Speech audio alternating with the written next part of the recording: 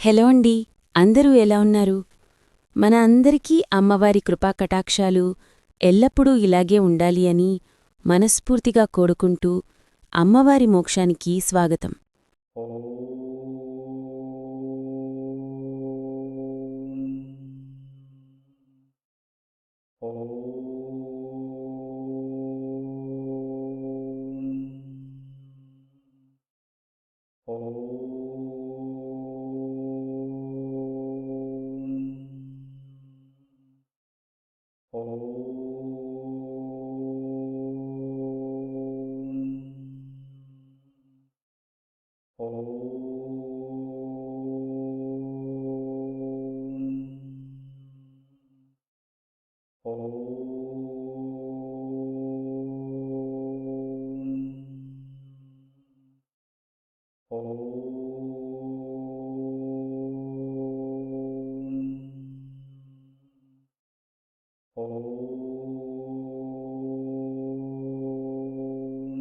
ఈరోజు నేను మహాలక్ష్మీ పూజలో అమ్మవారి పాదాలు చేసుకుందామని అనుకున్నా.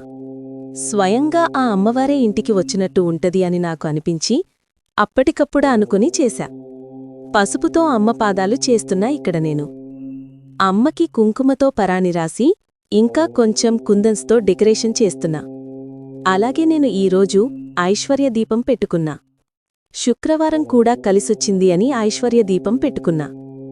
అమ్మకి అలాగే అష్టోత్తరాలు చదువుకొని పూజ చేశా. నాకైతే అమ్మ స్వయంగా వచ్చినట్టు అనిపిస్తుంది.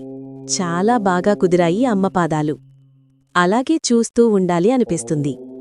ఈరోజు నేను అలాగే కామాక్షి దీపాలు కూడా పెట్టుకున్నా. ఈరోజు నేను అమ్మకి తమలపాకుల హారతి కూడా ఇచ్చా. మీకు అమ్మవారి పాదాలు ఎలా అనిపించాయో కామెంట్ సెక్షన్లో తెలపండి. నేనైతే ఈరోజు ఇలా చేసుకున్నా పూజ.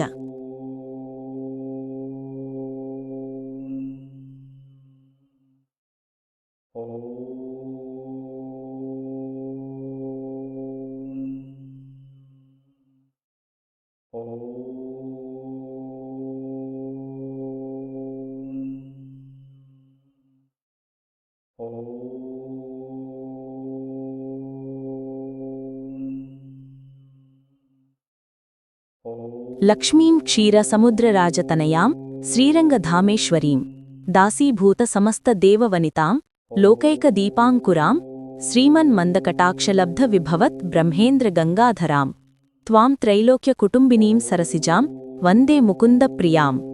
రెండు చేతులలో మాలలను ధరించి అభయవరద హస్తముద్రలను ప్రదర్శిస్తూ గజరాజు సేవిస్తుండగా శ్రీమహాలక్ష్మీ రూపంలో అమ్మవారు దర్శనమిస్తారు.